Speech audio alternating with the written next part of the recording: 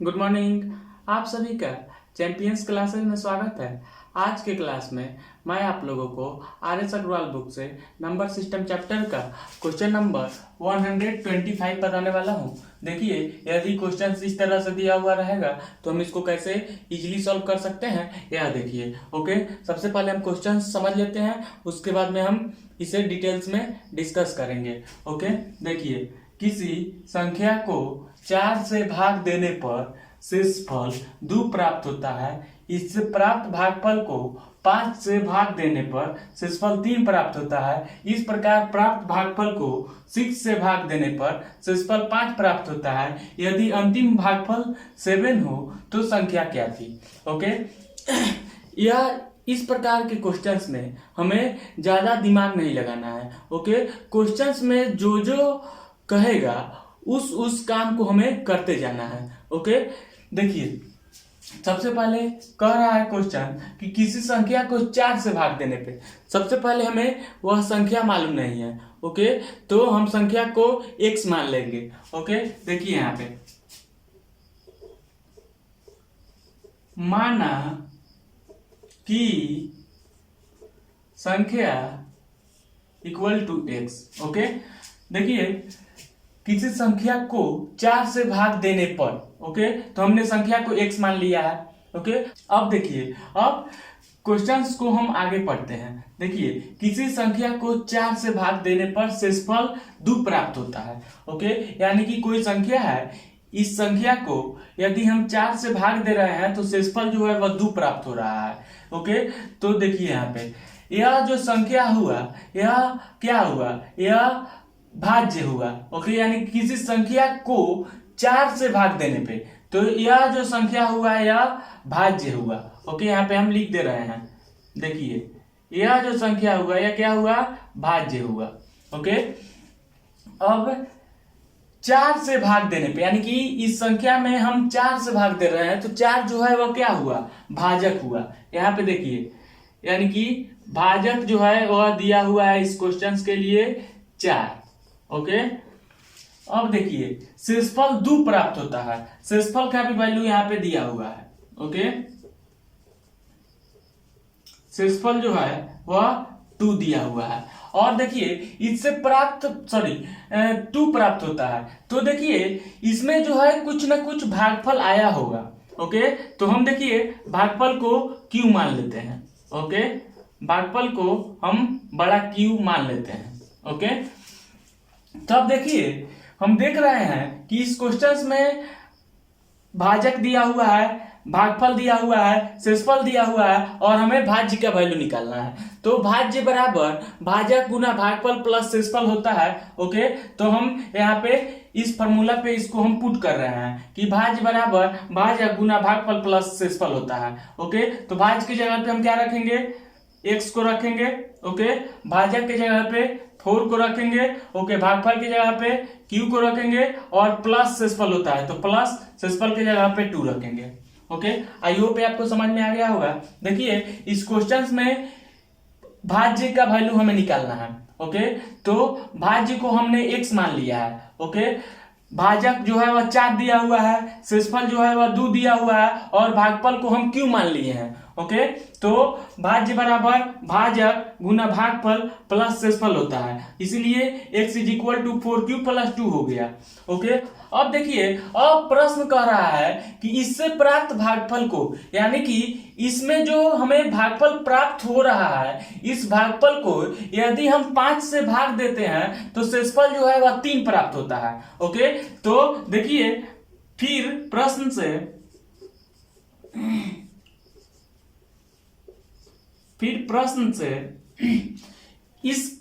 इसके भागफल को, यानी कि इसका भागफल कितना है? कैपिटल Q है।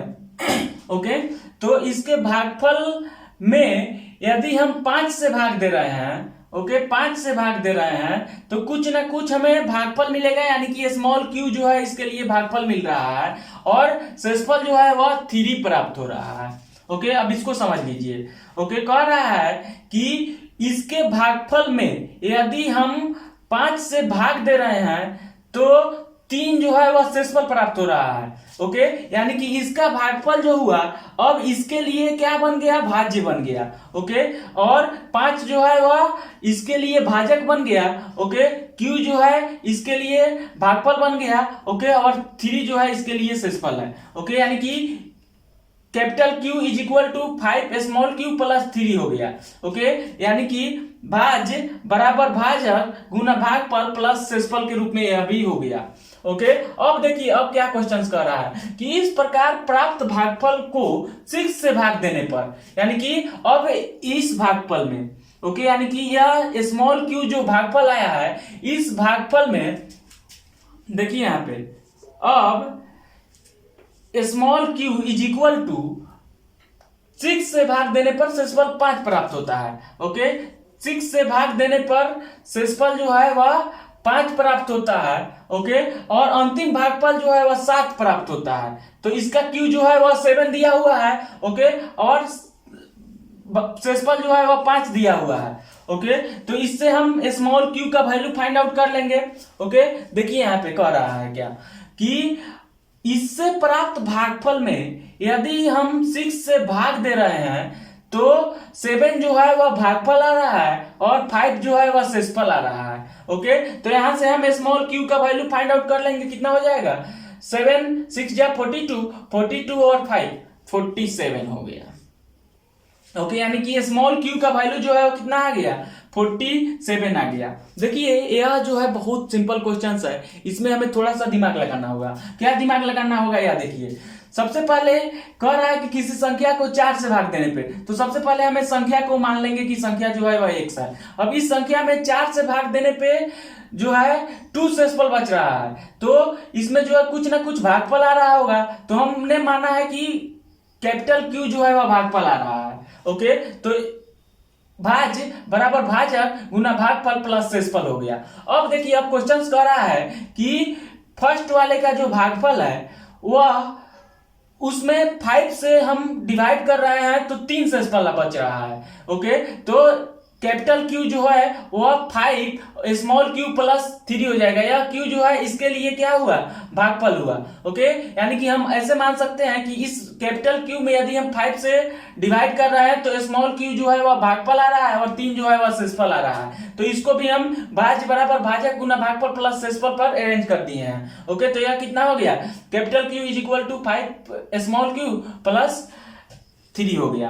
अब देखिए अब क्वेश्चन कह रहा है कि इससे जो प्राप्त भागफल है, ओके, इसमें यदि हम 6 से डिवाइड कर रहे हैं तो 7 जो है वह भागफल आ रहा है और 5 जो है वह शेषफल आ रहा है। ओके, तो इसमें जो है भाजक दिया हुआ है, भागफल दिया हुआ है और शेषफल दिया हुआ है, तो इससे हम Q का वैल्यू फाइंड आउट कर लिए हैं। ओके, अब देखिए अब हम कैपिटल Q का वैल्यू फाइंड आउट करेंगे। ओके, यानी कि कैपिटल Q का वैल्यू हम कैसे फाइंड आउट करेंगे, यह देख लीजिए। यहाँ पे स्मॉल q के जगह पे स्मॉल q का जो वैल्यू आया है इसको हम पुट कर देंगे तो कैपिटल Q का वैल्यू फाइंड आउट हो जाएगा। ओके, देख लीजिए यहाँ पे अब capital Q is equal to 5, Q के जगह पे हम Q ही अभी रहने दे रहे हैं। ओके, यानी कि इस वाले टर्म को हम यहाँ पे उतार दिए हैं। ओके, अब देखिए अब capital Q is equal to 5 और स्मॉल q के जगह पे कितना है, 47 है तो 47 रहने देंगे और प्लस 3 है तो 3 रहने देंगे। ओके, अब देखिए अब हम इसको सॉल्व कर रहे हैं तो q का वैल्यू कितना हो रहा है, यह देखिए, यानी कि 47 में हमें 5 से मल्टीप्लाई करना होगा तो कितना हो जाएगा, 7 5 35। ओके, कैरी 3 हो गया और 5 चौका 20 और 3 23 हो गया। ओके, और प्लस 3 जैसे है वैसे हो गया। ओके, यानी कि कैपिटल Q का वैल्यू कितना हो रहा है, 5 और 3 8।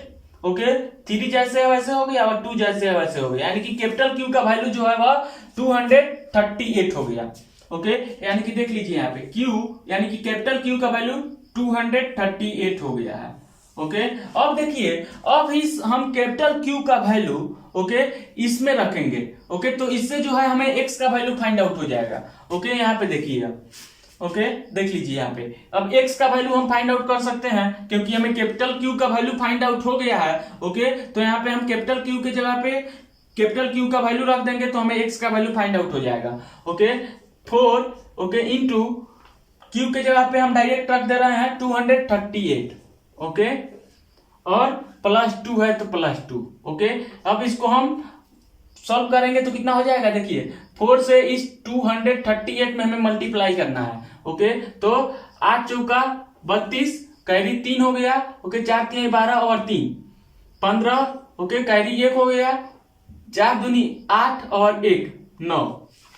ओके, और +2 है तो +2 जैसे है वैसे रहने दे रहे हैं। ओके, यानी कि अब देखिए अब इसको ऐड करना होगा, तो ऐड करेंगे तो कितना हो रहा है, यह देखिए 2 और 2 4। ओके, 5 जैसे है वैसे हो गया और 9 जैसे है वैसे हो गया, यानी कि x का वैल्यू कितना हो गया, 954 हो गया। यही x का जो वैल्यू है यही हम लोग का आंसर हो गया। ओके, यानी कि किसी संख्या को यदि हम 4 से भाग दे रहे हैं तो शेषफल 2 प्राप्त होता है। यानी कि कौन सी वो संख्या है, 954 वह संख्या है जिसमें हम 4 से भाग दे रहे हैं तो शेषफल जो है वह 2 प्राप्त होता है। ओके, इससे जो प्राप्त भागफल है यदि इससे हम 5 से भाग दे रहे हैं तो शेषफल जो है 3 प्राप्त होगा। ओके, फिर इससे जो प्राप्त भागफल है उससे यदि हम 6 से भाग देंगे तो शेषफल जो है 5 प्राप्त हो जाएगा। ओके, यानी कि x का वैल्यू ही हमें फाइंड आउट करना था, तो x का वैल्यू कितना हो जाएगा, 954 हो जाएगा। ओके, आई होप ये आपको समझ में आ गया होगा। देखिए इसको हम फिर से ब्रीफ में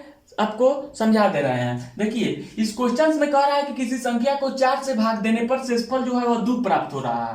ओके, यानी कि संख्या को हम x मान लेंगे। ओके, तो यह जो x है यह जो है भाज्य बन गया। क्यों, क्योंकि इस संख्या में 4 से भाग दिया जा रहा है। यदि किसी संख्या में 4 से भाग दिया जा रहा है तो वह संख्या जो है वह भाज्य बन जाता है, और 4 से भाग दिया जा रहा है तो 4 जो है वह भाजक हो गया। ओके, और शेषफल जो है वह 2 दिया हुआ है। ओके, तो देखिए हमें मालूम है कि यदि किसी संख्या में किसी संख्या से भाग दिया जाता है तो कुछ ना कुछ भागफल आता है। ओके, तो हम भागफल को मान लिए हैं कि कैपिटल Q आ रहा है। ओके, तो एक फॉर्मूला होता है कि भाज्य बराबर भाजक गुना भागफल प्लस शेषफल होता है। ओके, तो भाज्य की जगह पे x को रख दिए हैं। ओके, 4 जो है यह भाजक है। ओके, Q जो है यह भागफल आ गया है। ओके, और +2 यानी कि +2 जो है वह शेषफल हो गया, यानी कि इसे हम भाज्य बराबर भाजक गुना भागफल प्लस शेषफल के रूप में अरेंज कर दिए हैं। अब देखिए अब क्वेश्चन कह रहा है कि इसका जो भागफल आ रहा है इसमें यदि हम 5 से भाग देते हैं तो 3 जो है वह शेषफल आ रहा है।